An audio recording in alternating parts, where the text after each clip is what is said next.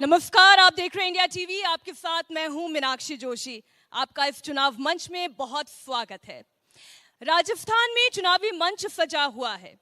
Bharatiya Janata party हो या फिर कांग्रेस, दोनों ही पार्टियों के तरकश के तीर इस वक्त पहने हैं और इस चुनावी संग्राम में जमकर बरस रहे हैं। कौन आगे है, कौन पीछे है, कौन जीत रहा है, कौन हार रहा है, या फिर ये चुनाव फंसा हुआ है, चर्चा करने के लिए दो बेहद खास मेहमान हमारे साथ इस मंच पर मौजूद हैं। भारतीय जनता पार्टी की ओर से शहजाद पूनावाला हमारे साथ इस चर्चा में शामिल हो रहे हैं और कांग्रेस पार्टी की ओर से इस वक्त अतुल लोंढे पाटिल हमारे साथ इस मंच पर मौजूद है। बहुत स्वागत आप दोनों ही मेहमानों का। 156 का टारगेट लेकर इस वक्त कांग्रेस पार्टी चल रही है। अतुल जी, 156 का टारगेट, बहुत बड़ा टारगेट ले लिया है। आप आ रहे हैं या जा रहे हैं? जब 156 के टारगेट की बात हुई तो उसका मतलब है हम दमदार तरीके से वापस कर रहे हैं। दमदार तरीके से वापस कर रहे हैं। पहले सबको आपको नमस्कार, खंबागनी। हमने काम ऐसे कि हम काम के बदौलत आ रहे हैं।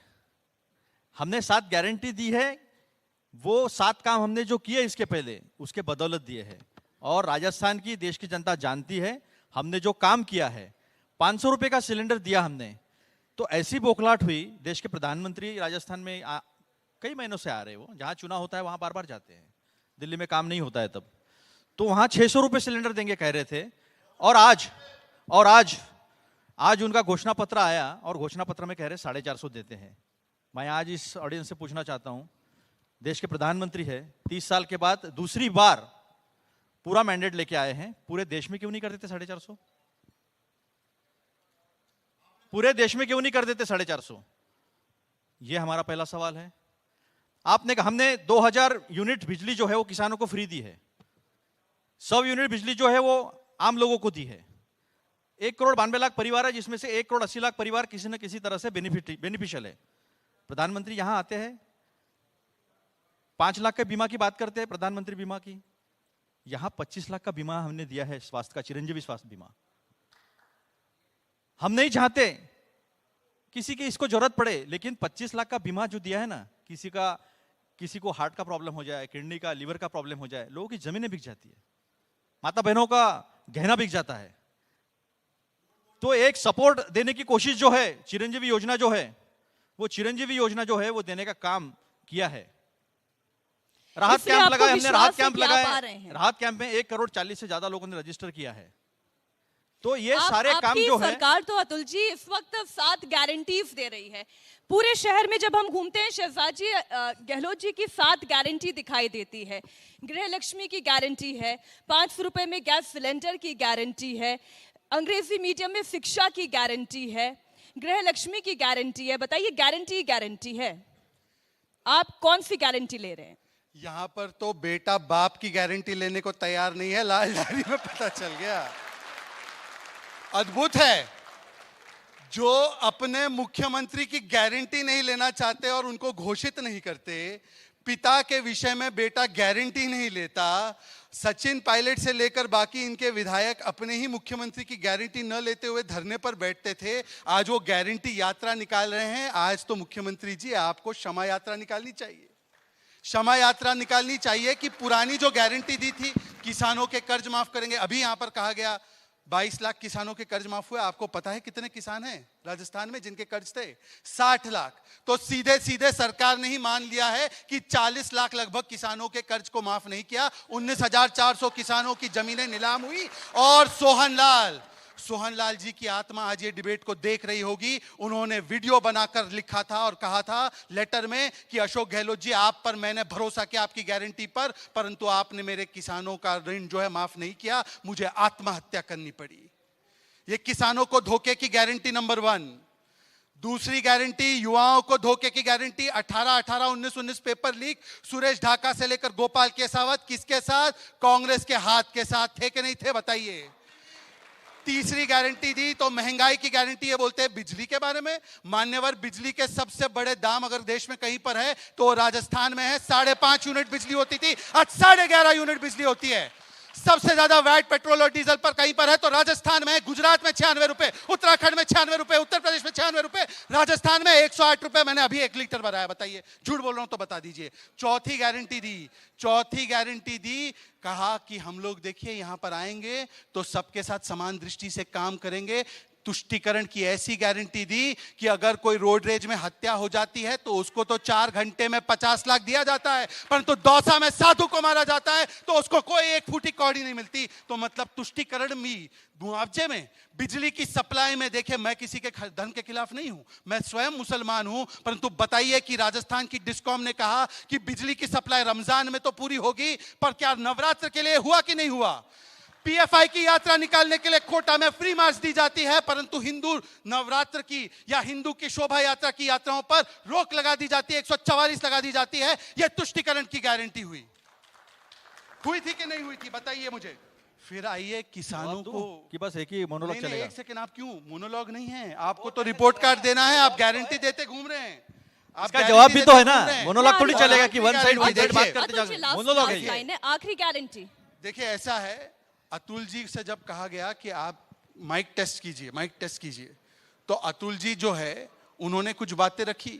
अतुल जी खम्मा गणी नहीं, अब तो राजस्थान की जनता जो है हवल जाए जो गुड बाय कहने के मूड में है। और ये वो लोग हैं, कांग्रेस पार्टी की एक नेत्री राजस्थान की वीर भूमि में आती है और कहती है कि भारत माता की जय बोलोगे तो पार्टी की तरफ से कार्रवाई होगी। आराधना मिश्रा ने कहा, तो इसलिए मैं कहता हूं माइक टेस्ट पे बोलो एक बार जोर से, भारत माता की, भारत माता की। तुष्टीकरण की राजनीति का आरोप लग रहा है कांग्रेस पार्टी पर। वो ये कहते हैं कि यहाँ पर हनुमान जयंती मनाना मुश्किल है। प्रधानमंत्री नरेंद्र मोदी आते हैं तो ये कहते हैं कि ना हनुमान जयंती मनाई जा सकती है, और अगर जो ये करता है फिर तन से जुदा के नारे लग जाते हैं। सबसे पहले तो 2-3 जवाब मैं दे दूं, फिर तुष्टीकरण की भी बात करूंगा। कौन तुष्टीकरण करता है और कौन नहीं करता मैं बता दूंगा। इन्होंने कहा कि किसानों के कर्जा माफ नहीं हुए, 15,427 करोड़ का कर्जा माफ किया है।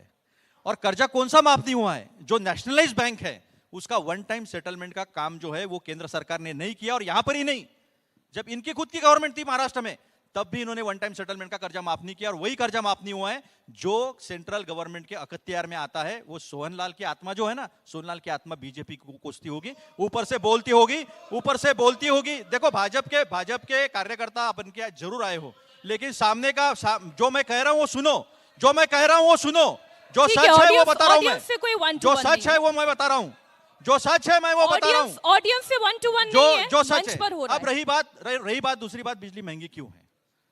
डीआरआई ने एक रेड की थी और विनोद अदानी जी जो है वो दुबई में बैठ के चाइना से इक्विपमेंट्स लेते हैं बिजली प्रोडक्शन के, और उसको ओवर इनवाइसिंग करके बेचते हैं। ज्यादा महंगे, 2 रुपए की चीज 10 रुपए में बेचते हैं। ऑस्ट्रेलिया से कोयला खरीदने के लिए मजबूर किया जाता है, और वो कोयला जो है वो कोयला लेकर यहां पर महंगा बेचा जाता है, ओवर इनवॉइसिंग किया जाता है। 12,000 करोड़ जो है वो अदानी ने कमाए हैं, जिसके इंक्वायरी नहीं होती, शेल कंपनीज के इंक्वायरी नहीं होती। 20,000 मिलाकर 32,000 करोड़ जो है, 32,000 करोड़ जो है, 32,000 करोड़ के फ्रॉड की इंक्वायरी नहीं करनी है, जेपीसी नहीं करनी है। डर लगता है क्योंकि कहीं ऐसा ना हो जाए अपने लोग,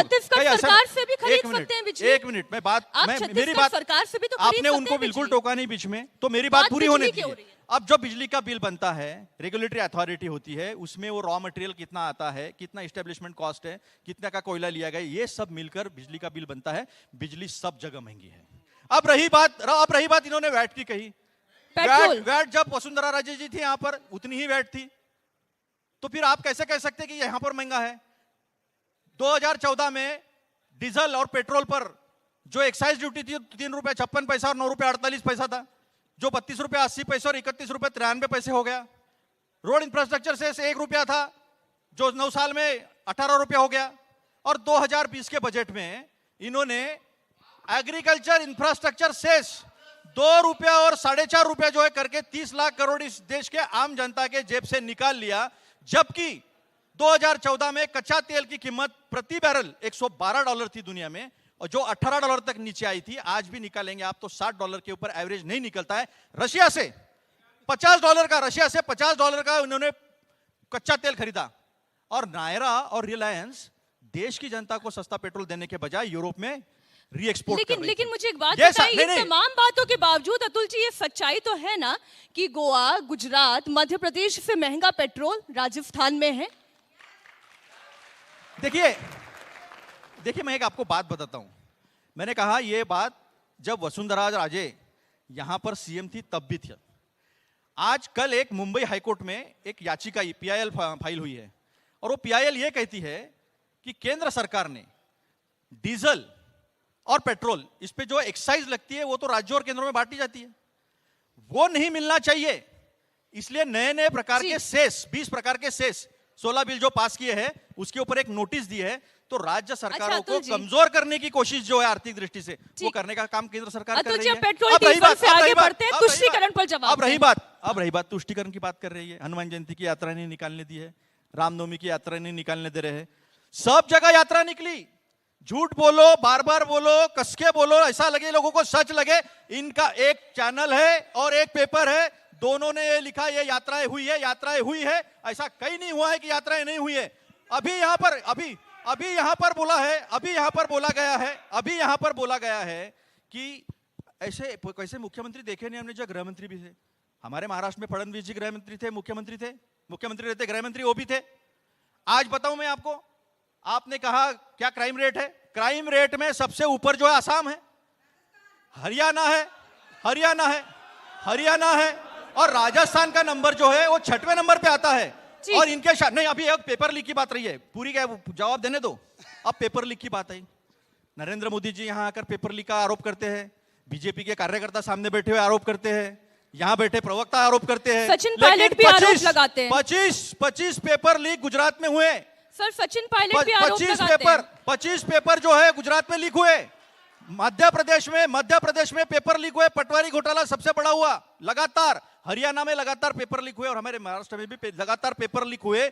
और सुनिए, मध्य प्रदेश में बीजेपी के एक विधायक के इंस्टीट्यूट में 10 लोग पास हुए और जो टॉपर थी उसे कितने जिले हैं वही पता नहीं है। मैं वही तो कह रही हूँ कि राजस्थान में आपने क्या किया? मीनाक्षी जी सुनिए ना, सचिन पायलट खुद आरोप लगाते हैं कि पेपर लीक हुए, लेकिन सरकार ने किया क्या? आरोप तो यही है ना। ऐसा है कि इस सरकार ने ऐसा कानून बनाया जिसमें आजीवन कारावास की सजा मुकम्मल की और 10 करोड़ का जुर्माना साथ में लगाने का जो एक कानून बताया। मुझे आज बताइए कौन सा भाजपा शासित राज्य है जिसने पेपर लीक पे कोई कानून किया हो? ठीक, कहीं नहीं किया है कानून। हमने कानून करके दिखाया है। और जब भारत माता की जय बोलते बोलते फांसी पे चढ़ने का वक्त था, वंदे मातरम कहते से ब्रिटिश गोली मारते थे, तब तो वहां पर ठीक है। आज की बात करें ना, आज की तब बात नहीं कहा भारत माता की जय, प्रियंका तब जी, नहीं कहा वंदे मातरम। अतुल जी, प्रियंका गांधी यहाँ पर आती हैं और वो आरोप लगाती हैं। बीजेपी का एक तरीका है राजनीति करने का, काम मत करो, चुनाव आने पर झूठे वादे करो, जाति की बात करो, धर्म की बात करो, लोगों को आपस में लड़ाने की चाल चलो। ये तरीका है बीजेपी का। देखिए, मैं प्रियंका जी को तब सीरियसली लेता अगर उनको यह पता होता कि एमएसपी को हिंदी में क्या बोलते हैं, न्यूनतम समर्थन मूल्य। मैं प्रियंका जी को तब सीरियसली लेता जब वो उनको पता होता। मैं तो भारतीय मुसलमान हूं, मेरे मुसलमान भाई भी बैठे हैं, हमको भी पता है राम जी 14 साल वनवास काट के आए। प्रियंका जी कहती है 13 साल में वनवास हो गया। और प्रियंका जी ने एक और अद्भुत बात की है, मेरे पास सारे वीडियो है, दिखा सकता हूं। उन्होंने कहा ये मोदी जी है ना, ये मोदी पेट्रोल और डीजल पर जीएसटी लगाता है। मान्यवर, जीएसटी में कब इंक्लूड हो गया पेट्रोल डीजल, बताइए जरा। इसीलिए ये पार्ट टाइम लोगों से क्या लेना देना। पर मैं आपको बताता हूं, नफरत की जहर वो होता है जब एक नेता उदयनिधि स्टालिन बोलता है कि मैं सनातन और हिंदू को समाप्त कर दूंगा। अरे औरंगजेब की औकात नहीं थी, ये पृथ्वीराज चौहान की भूमि है, ये मां पद्मावत की भूमि है, तुम्हारी क्या औकात है?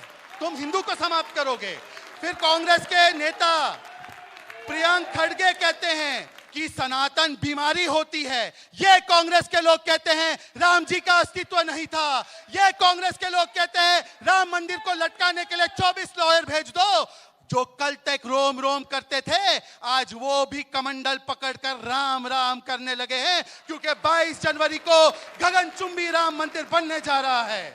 इनकी कोई ताकत ठीक से इनको वो दिखाने दीजिए इनको। लेकिन गहलोत जी, लेकिन शहजाद जी, गहलोत जी तो खुद कह रहे हैं अब कि राम आ रहे हैं। 156,000 दिए क्योंकि जलाए उनको उन्होंने। भी पता है कि 3 दिसंबर को राम राज्य आने वाला है, उनको भी पता है। परंतु पूछे उनसे कि कहां थे अशोक गहलोत जब 300 वर्षीय अलवर में हमारा पुराना प्राचीन मंदिर उनके बुलडोजर से तोड़ा गया, तो कहां थे अशोक गहलोत? एक तरफ योगी जी का बुलडोजर माफियाओं पर चलता है, इनका बुलडोजर हमारे प्राण प्रतिष्ठा किए हुए मंदिरों पर चलता है। इनका बुलडोजर राम दरबार पर चला, जो सालासर बालाजी के गेट पर है, चला कि नहीं चला?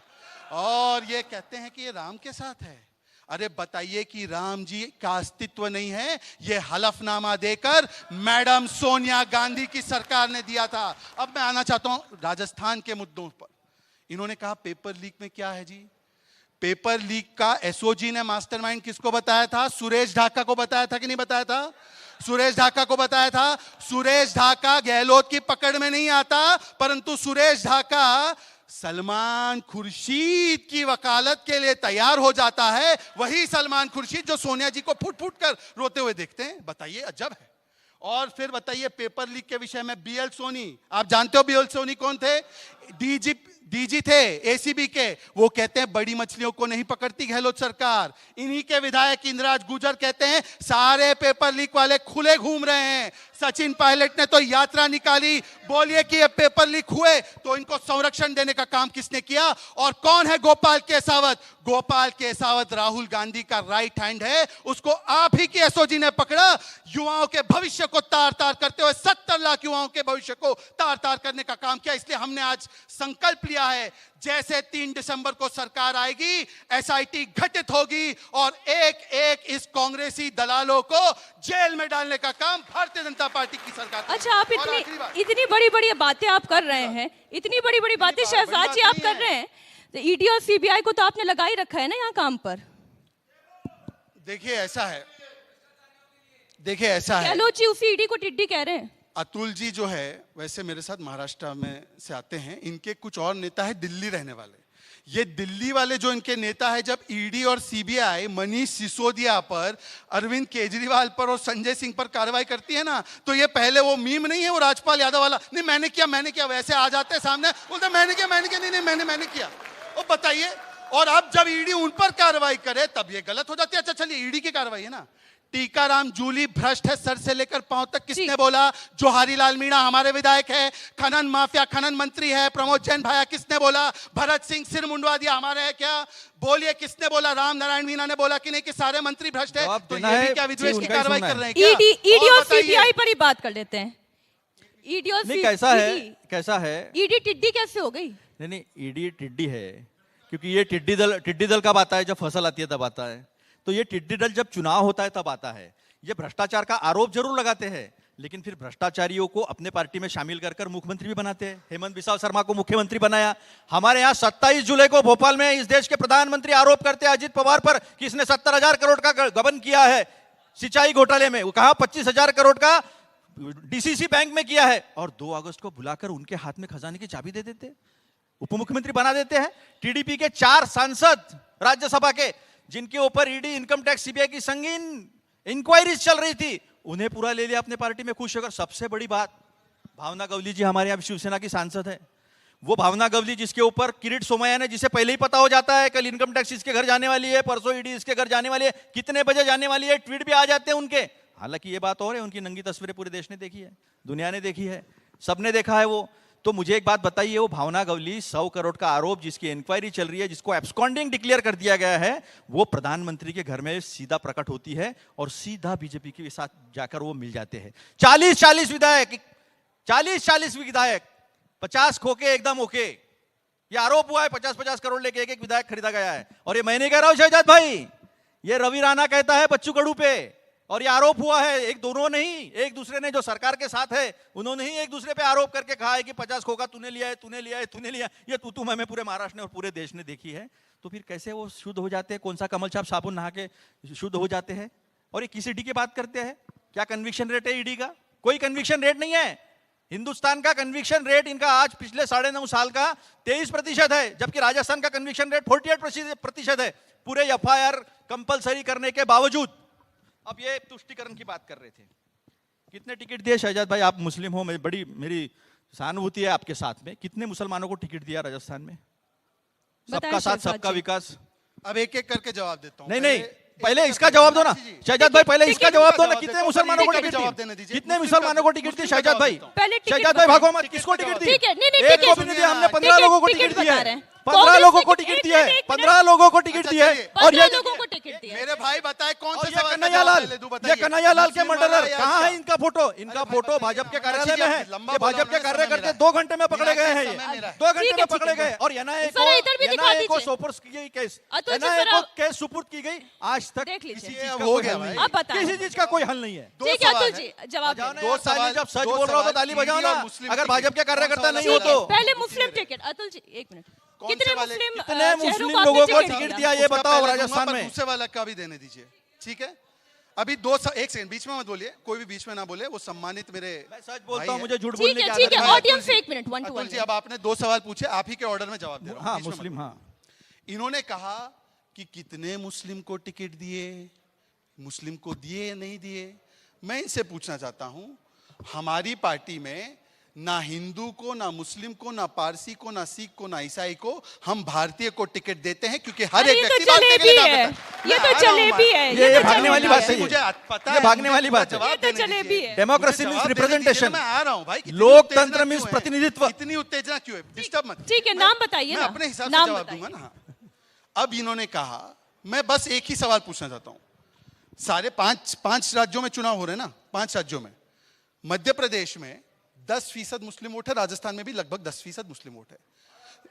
सुनिए ना, 12% 12%, ठीक है 12% है। तो 10% के हिसाब से मध्य प्रदेश में 23 होने चाहिए। जमा के देखा उन्होंने। मध्य प्रदेश में मुस्लिम के को देखा कितने उन्होंने, टिकट जमता दिया है पता है? क्या? कांग्रेस ने 2 टिकट। पूछिए इनसे कि 2 टिकट क्यों दिया भाई?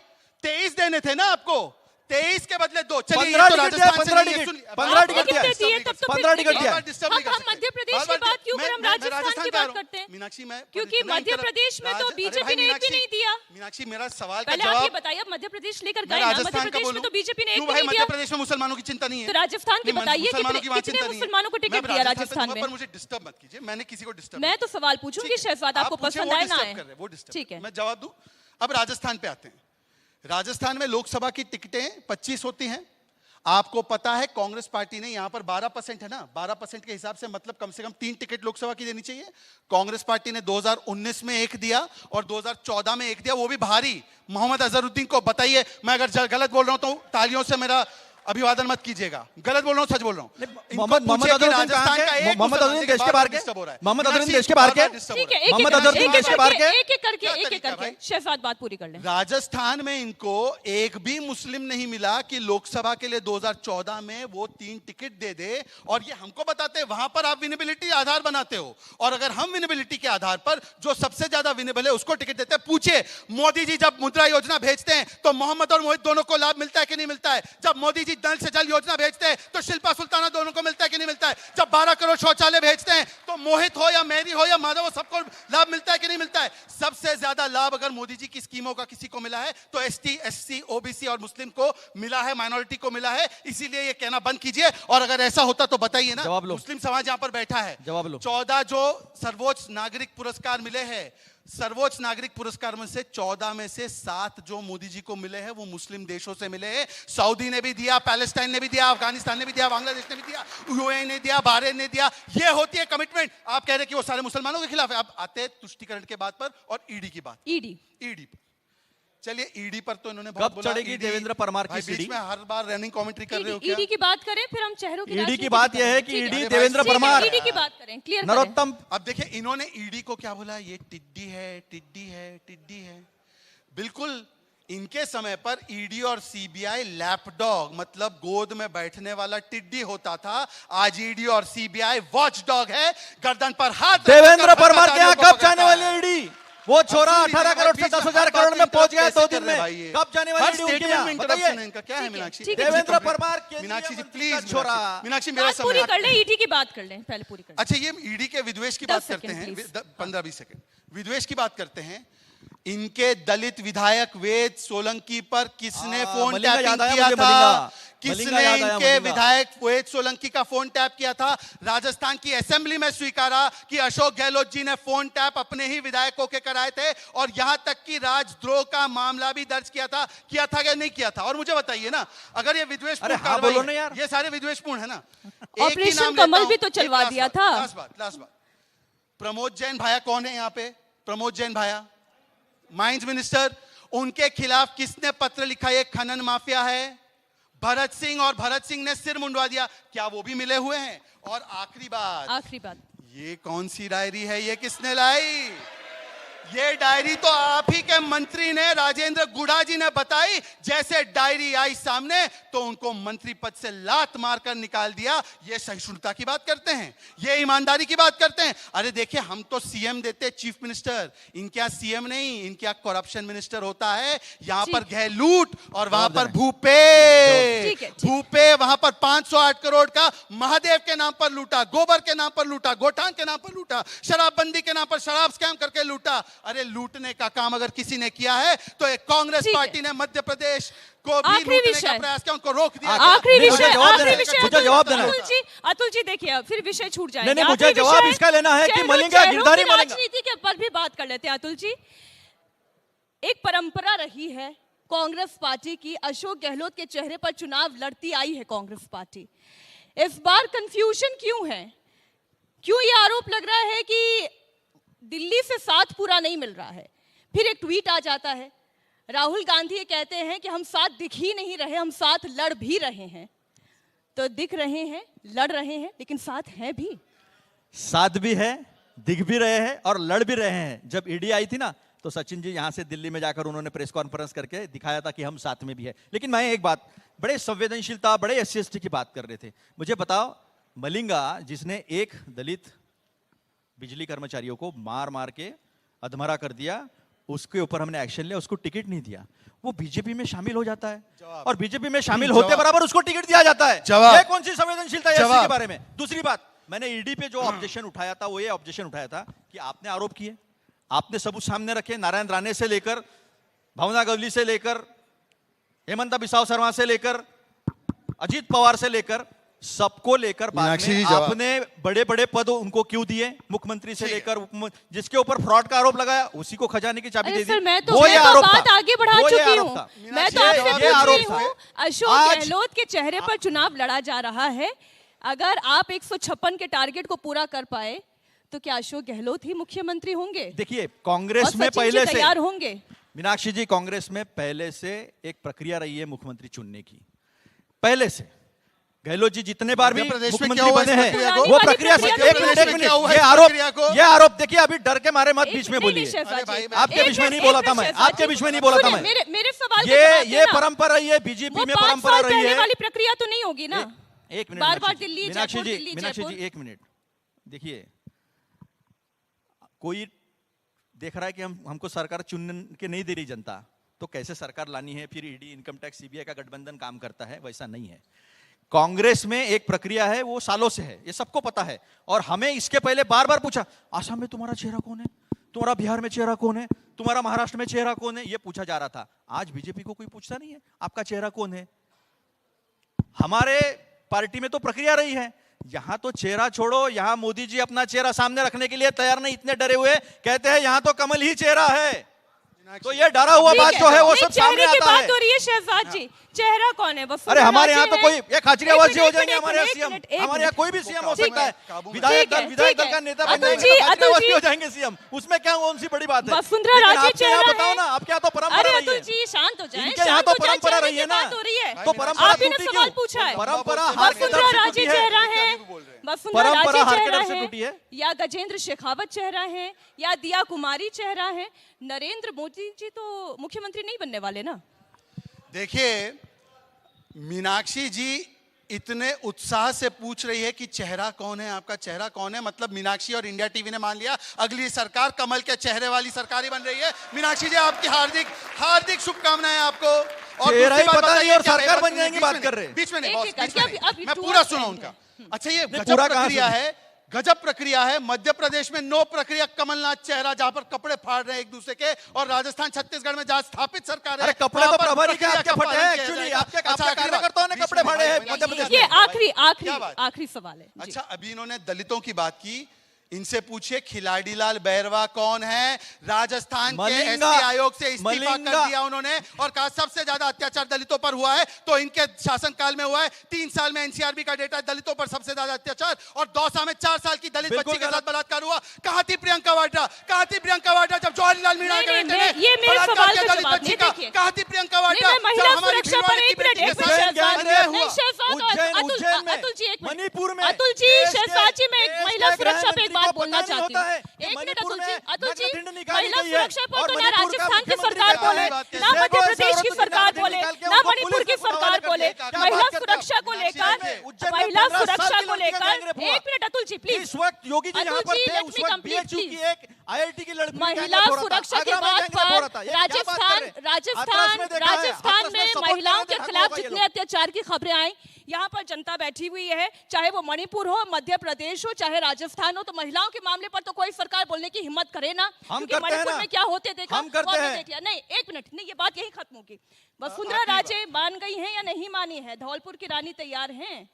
ये नहीं मानी थी, आपको कब जाकर बताया उन्होंने?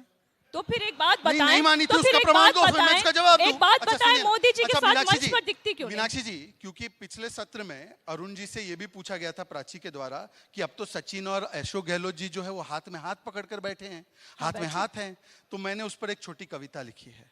कल तक जिसे कहते थे निकम्मा नकारा, आज वो लगे प्यारा प्यारा। बेटे ने कहा पापा आपकी सरकार नहीं आती दोबारा, तो गुर्जर समाज को मनाने का बस यही एक इशारा। आने वाले दिनों का रुझान इसी तस्वीर से मिलता है कि जिसको कल कोस कोस के गालियां देते थे, आज उनके साथ आ गए। क्या रगड़ाई हो गई? क्या रगड़ाई हो गई? आज देखिए, जिनके पास नरेटिव नहीं है उनको कांग्रेस पे बात करनी पड़ रही है। देश के प्रधानमंत्री ने 377 बार पिछले 10 दिन में कांग्रेस का नाम लिया है, लेकिन ये नहीं कहा है कि मैं राजस्थान के लिए क्या करने वाला हूं। 450 रुपए के सिलेंडर की बात करते देश के प्रधानमंत्री, पूरे देश में 450 रुपए का करने का। अच्छा बताइए, आप हिमाचल में 450 में क्यों नहीं दे रहे? मैंने क्या हिमाचल में क्यों नहीं दे रहे? कहा देश के सरकार हिमाचल की महिलाओं की क्या गलती है बताइए। हिमाचल में दे दीजिए, हिमाचल में 1500 रुपए नहीं दिए, हिमाचल में 6 रुपए कर्नाटक में नहीं दिए। आप दोनों की बहस तो देखिए 3 दिसंबर तक जारी रहेगी, जब तक जनता अपना फैसला नहीं सुना देती। अतुल जी, इसलिए 3 तारीख का समय आप भी निकाल के रखिएगा। शहजाद जी, आप भी निकाल के रखिएगा। दोनों की तारीख निकाल कर रखा हूं, एक पे भारत माता की जय और एक में जय श्री राम। तो अब देखना ये होगा कि 3 दिसंबर को जय श्री राम कौन सी पार्टी का होता है और कौन सी पार्टी की विदाई होती है। बहुत शुक्रिया हमारे साथ